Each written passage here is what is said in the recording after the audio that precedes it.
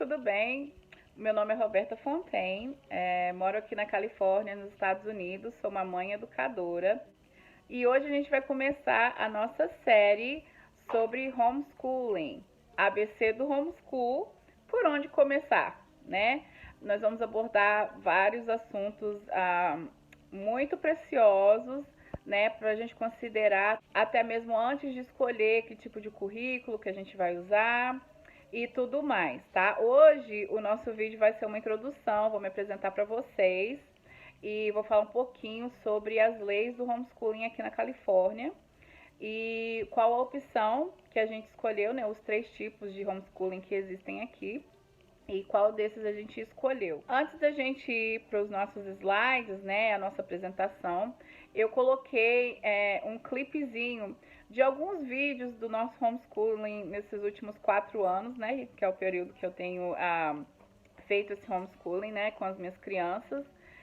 Vou explicar bastante, vou me apresentar nos slides, então não vou falar muito agora nessa introdução, mas coloquei também alguns títulos debaixo desses vídeos que são frases ou palavras que eu acho que refletem o nosso homeschooling aqui na nossa casa, tá bom? Espero que vocês curtam e que a nossa comunidade possa crescer e que a gente possa se ajudar. E é um prazer estar aqui, gente. Muito obrigada e vamos lá.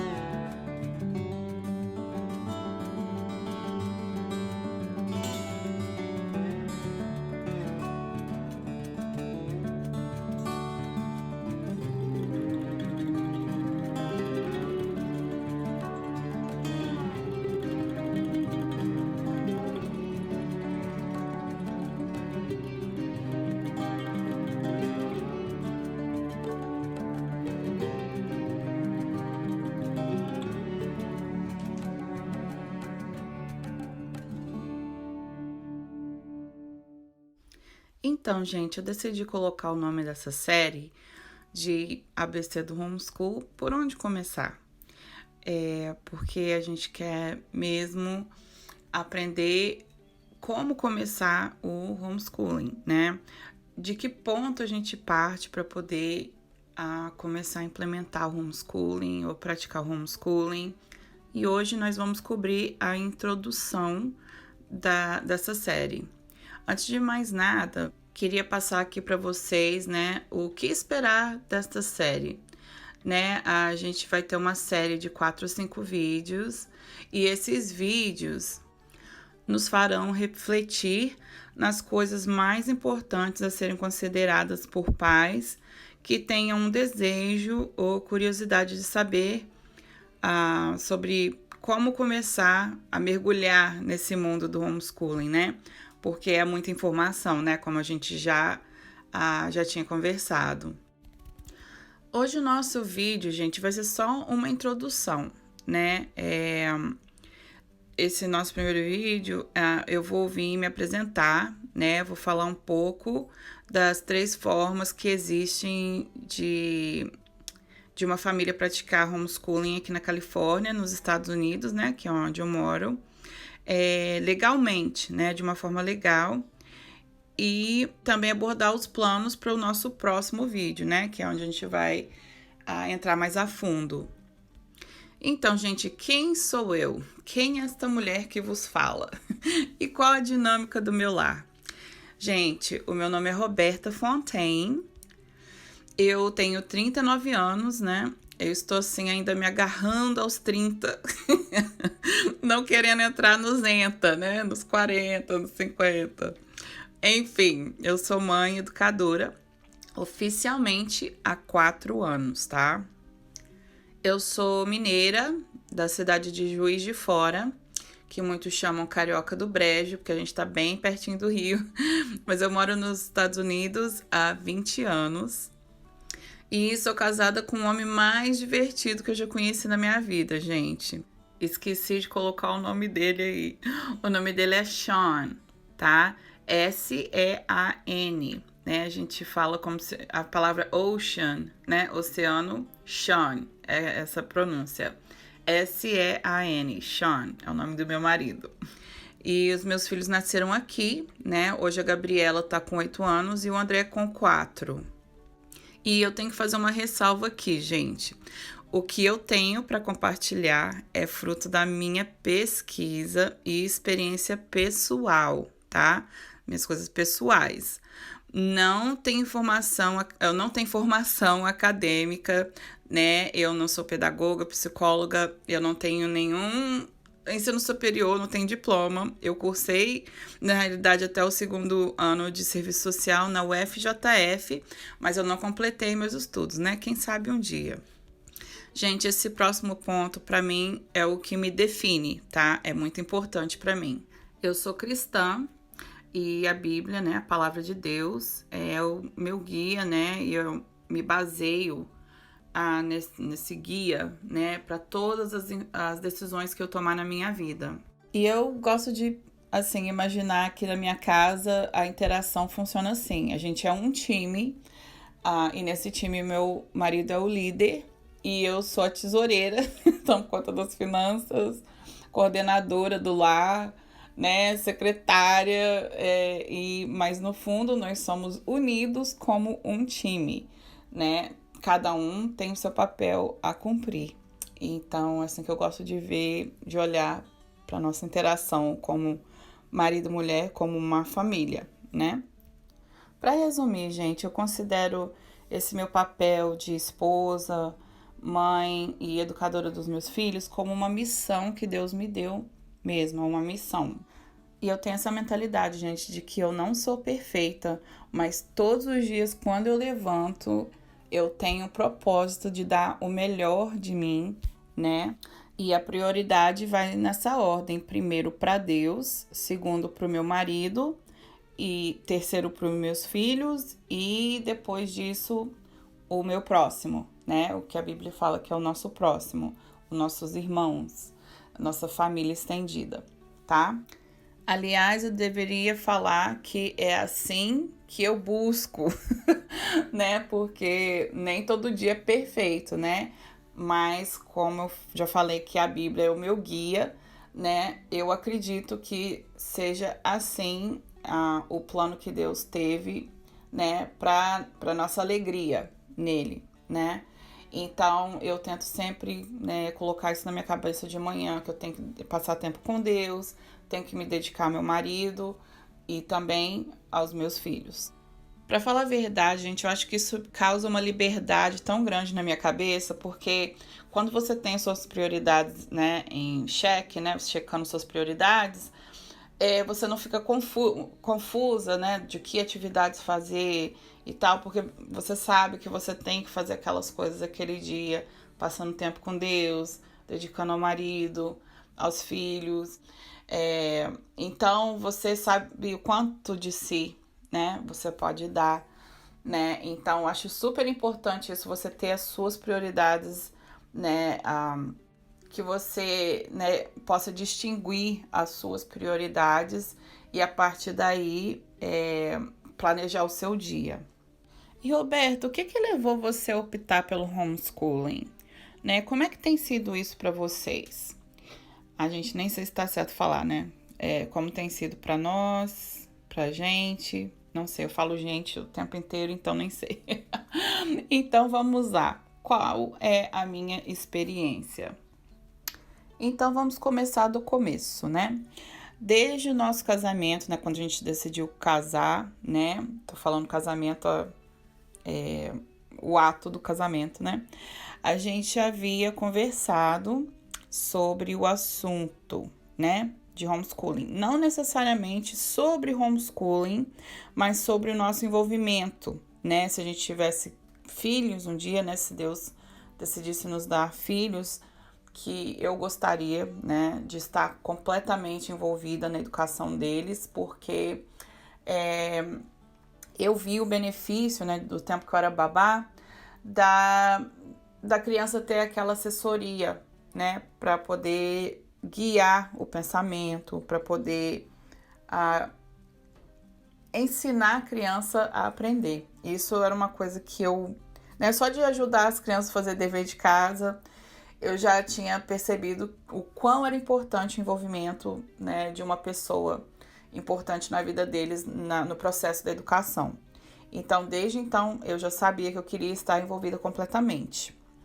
Antes da gente ir mais a fundo, gente, eu vou estar adiantando um ponto aqui, vocês me desculpem, mas eu gostaria de dizer que o homeschooling nada mais é do que uma escolha e que cada família escolhe o que é melhor para os seus filhos, né? E mesmo quando a gente optou por homeschooling, tenho falado isso muito, tô até criando um slogan aqui. Cada casa é um caso, né? É igual casamento, né? Nenhum casal é igual um ao outro, né?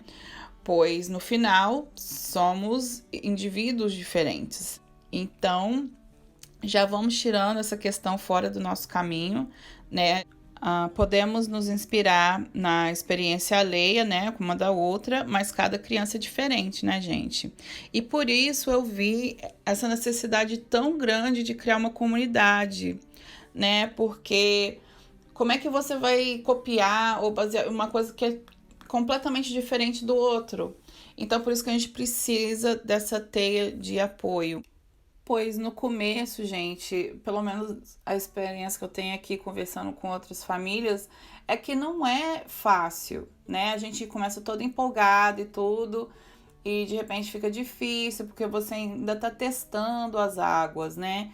Tá colocando a cara a tapa às vezes, e também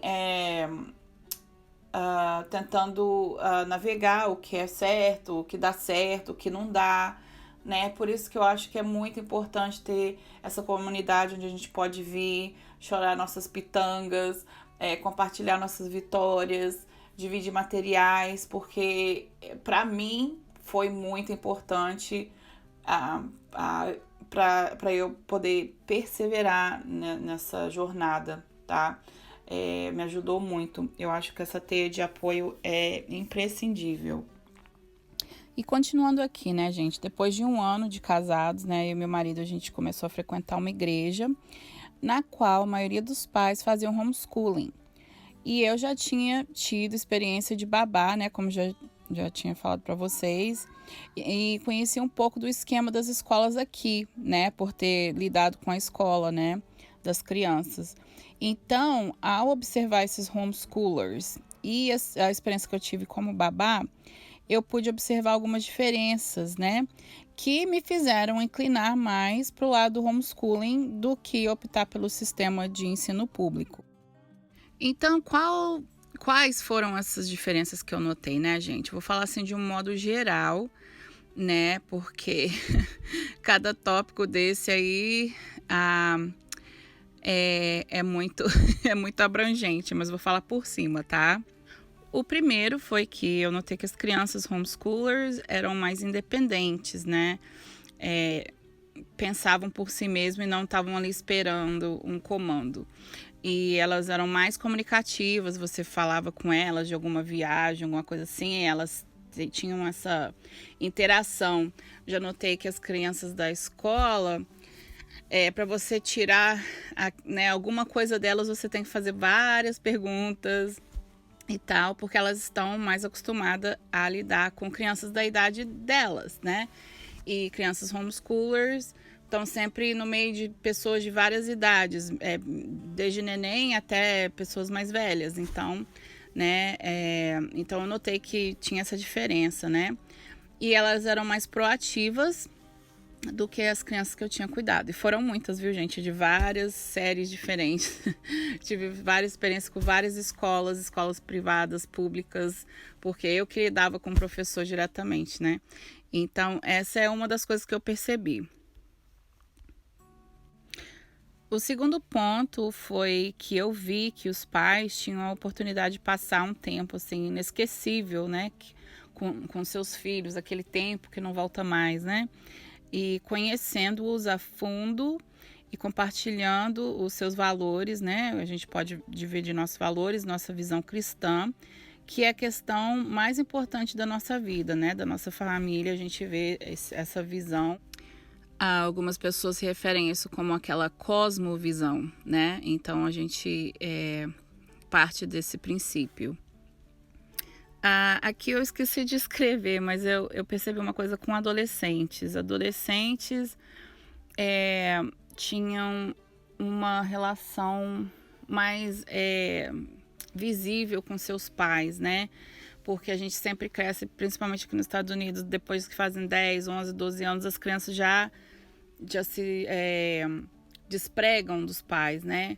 E nos homeschoolers eu não vi isso. Eles eram muito chegados um ao outro, né? E isso foi muito atrativo para mim, porque eu acredito que tenha que ser assim, né? Nutrir, né? Essa relação até o filho sair de casa ou se casar, ir para a faculdade, que for, né? E também percebi que os adolescentes tinham mais tempo para se dedicar à comunidade e trabalhar mais cedo, né? Obter experiências reais no mundo, né? E procurar ver e experimentar as profissões às quais eles tinham mais inclinação. Por exemplo, se um menino quiser ser veterinário, né, pode começar a visitar, fazer estágio ou trabalhar numa loja de animais de estimação ou numa fazenda de gado leiteiro, né, onde for a especialidade, né, que ele está querendo ali se envolver, né? Isso tudo por causa da flexibilidade de tempo que a escola pública ou a privada não oferece, né? Porque você tem que estar ali na escola de 8 às 3. Então, mas quando você faz homeschooling, você pode passar o dia lá, né? Nesses lugares, você pode trabalhar, você, né? Pode fazer coisas assim. No meu número 4, gente, eu quero só voltar aquele ponto ali, número 2, né? Sobre a oportunidade de passar o tempo inesquecível com os filhos, né, conhecendo a fundo e aquela visão, né, cosmovisão, né, para a vida deles. Eu quero explicar uma coisa, que isso não significa que as pessoas colocam as crianças numa bolha, né, como eles dizem, vou colocar a criança numa bolha, não vai socializar, não vai fazer, né, não vai aprender, não vai interagir, que não sei o que, bababá. Eu acho que a única coisa, a diferença nesse sentido de você tá protegendo o seu filho seria pelo fato de que os pais estão completamente presentes, né? E são mãos na massa. Os pais, né, podem decidir quando eles vão introduzir certas matérias. Porque por a gente conhecer os nossos filhos, a gente pode definir, né, o nível de maturidade. Tem criança que está, né, mais madura em certa idade e outras não, né? Então, te dá essa a possibilidade, né, de estar inserindo essas matérias ou o que for, né, ter certeza que eles estão prontos para receber aquela ou aquela outra lição, né, essa ou a outra lição, naquele momento da vida deles, né. Então, vamos passar agora para o ponto número 5, né, que é o ponto científico do homeschooling, que as estatísticas não mentem, né, e elas sempre apontavam para muitos benefícios nessa direção. Então, a gente decidiu entrar nessa de cabeça aberta, né, quando chegaram os nossos filhos, né. A gente sempre falava, se não der certo, a gente coloca na escola, né. Mas hoje, depois de 4 anos, a gente acha que essa opção é inviável. There's no going back, né? Em inglês a gente fala. Não tem volta, não tem caminho de volta.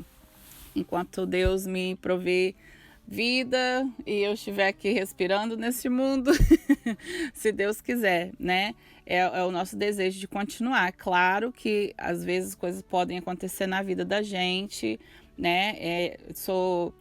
Eu tento ser humilde, né, nesse ponto. Mas enquanto eu puder, eu gostaria muito de continuar com o homeschooling. E Roberta, como é que é o homeschooling aí nos Estados Unidos, né? Gente, eu vou falar pela perspectiva da Califórnia, né? Nos Estados Unidos, né, em geral, no país, essa questão varia de estado para estado, tá? Uns estados são mais restritos ou mais abertinhos, né, mais liberaizinhos com a questão do homeschooling do que os outros, mas o ponto mais importante é que existe a liberdade de escolha entre esses 3 tipos de ensino, o privado, o público e o domiciliar, né, que eu oro para que passe também aí no Brasil. Então vamos lá, na Califórnia, uma coisa interessante, não existe uma lei que cite homeschooling, que nomeie, né, esse módulo, né, de ensino. Mas existem 3 maneiras de uma família praticar ensino domiciliar de forma legal, tá? A primeira forma seria uma forma independente, tá? Você abre a sua própria escola, tá? É assim que é, um affidavit, eu não sei como é que fala isso em português, é um formulário, tá? Que você preenche e faz da tua casa uma instituição de ensino, tá? E uma vez que você preenche esse formulário, pronto, você está prontinho para começar. Pode começar a fazer homeschooling, né? Se a criança estiver no kindergarten, né? Na pré-escola ou na escola infantil, não sei como é que fala aí no Brasil hoje, né? Eu acho que seria o primeiro ano.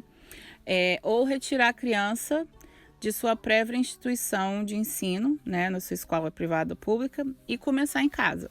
Você é 100% responsável por aquela instituição e você tem que ter certeza de que está mantendo e produzindo materiais suficientes para que possa sempre estar pronto a prestar contas ao governo, né? Se chegarem batendo na sua porta, você tem provas de que você está realizando, né, o ensino.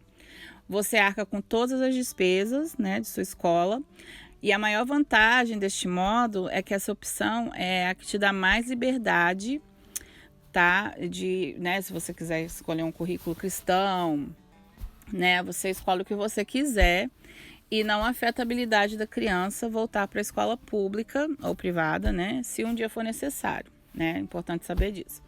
Geralmente existem cooperativas de pais que se formam entre essas escolas domiciliares. Eu já conheço pais, principalmente o pessoal que segue a Beca e tem outro currículo também que é super popular.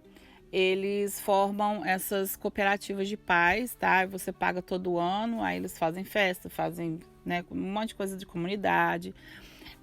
Então, é um dos módulos que te dá mais liberdade, né? Então, o segundo módulo, gente, seria um programa independente, que vem de uma escola pública ou privada. A gente fala que a escola é prédio, né? Escola prédio E homeschool, é assim que a gente se refere, né, essas escolas com as crianças. Então, escola de prédio, né, eles têm um que é chamado de Home Study Program, tá? Que é uma medida temporária se a criança tiver que estar em casa ou tiver que viajar, uma emergência de família, né? É basicamente um ensino à distância, tá? Então, não vou cobrir muito sobre isso, mas é uma outra possibilidade da criança estudar dentro de casa, tá? E o terceiro, gente, é o que se chama Charter School, tá? Eu não sei como é que fala em português. Eu acredito que seja um conjunto de professores que abrem uma escola, tá? E essas escolas são de cunho público, são escolas públicas que auxiliam famílias homeschoolers, tá? E como é que funciona isso? Os pais matriculam a criança nessa escola e, em vez da verba que seria passada para a escola, né, aquele dinheiro que vai para a escola, em vez de ser passado para a escola, é repassado para o pai, tá? Então, os pais, escolhem seu próprio currículo, as aulas extracurriculares, aplicativos de tablet, né, essas coisas, fônico, o que for, tudo educativo, computadores, tablets, tudo que for necessário para a educação de sua criança. Percebi um erro ali. Desculpa, gente. Enfim, tudo que for necessário para a educação de sua criança, tá bom? Então, essa verba é repassada para os pais. Essa escola também é responsável para aprovar as compras, tá? Do currículo e tudo mais que for necessário, né?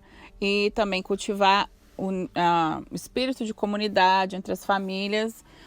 E cada criança tem um encontro mensal com uma professora ou um professor especialista, né?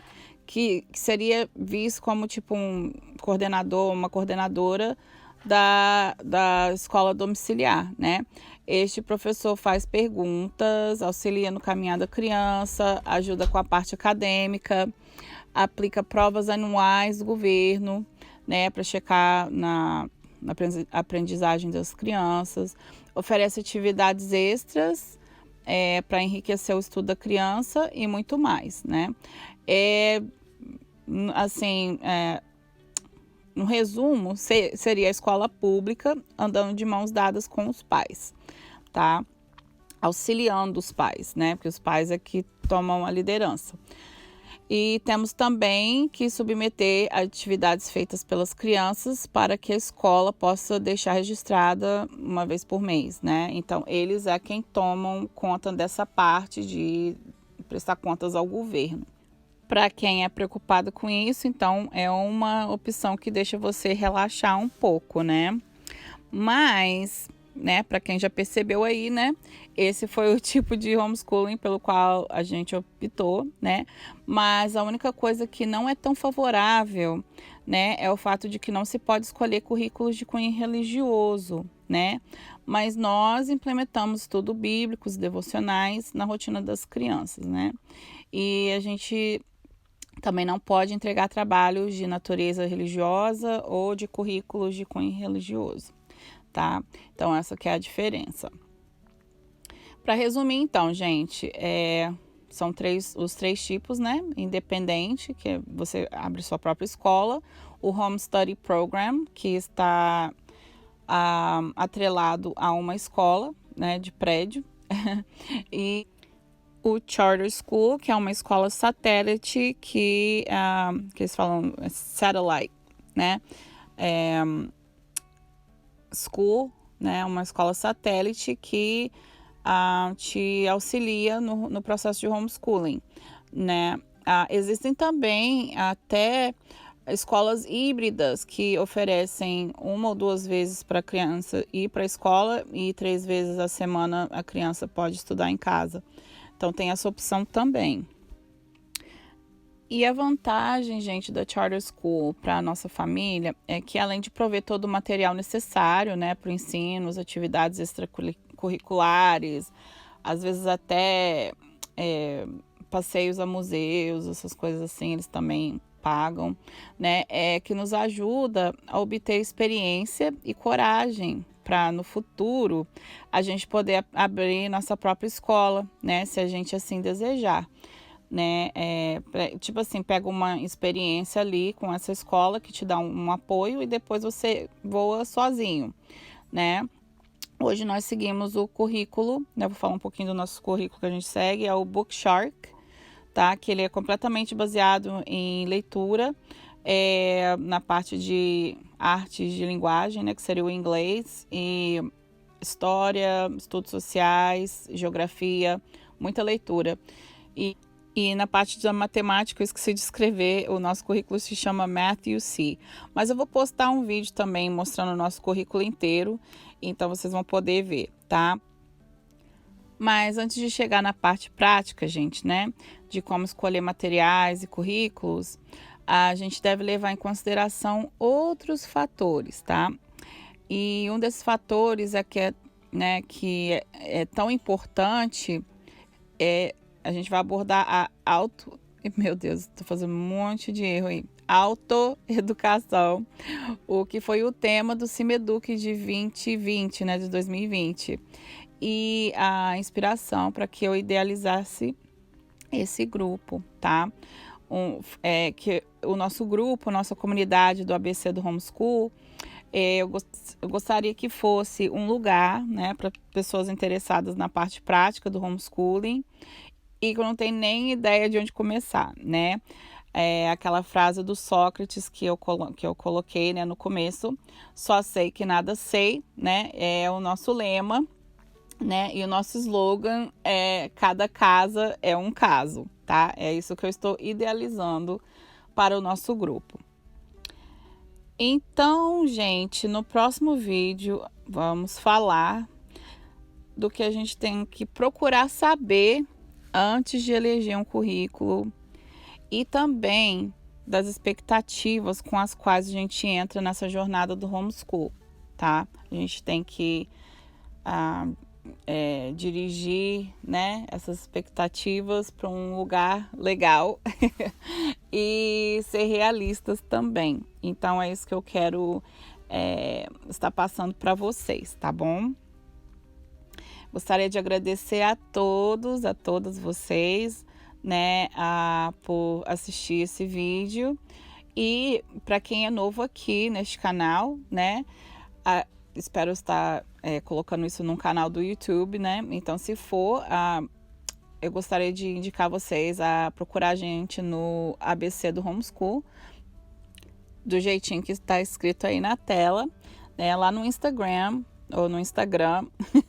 para fazer parte da nossa comunidade, tá bom? É só me chamar lá no direct que eu respondo assim que eu puder, tá bom, gente? Muito obrigada, um super beijo e até mais. Tchau, tchau.